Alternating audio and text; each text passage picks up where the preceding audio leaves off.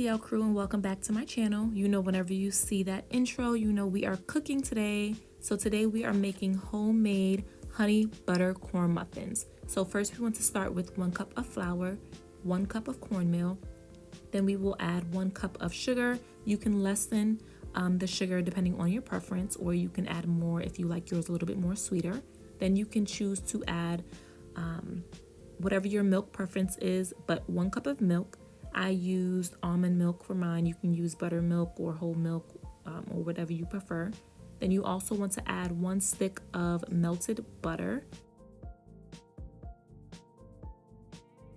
I added about 1 tablespoon of honey, and you can definitely add more, 1 to 2 tablespoons of honey. The more honey that you like, the more you can add.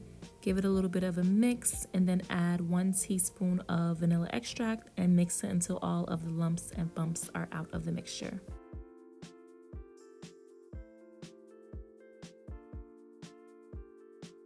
I did run out of cupcake liners, which I normally use because it is easier cleanup and I like the way it cooks with the corn muffins.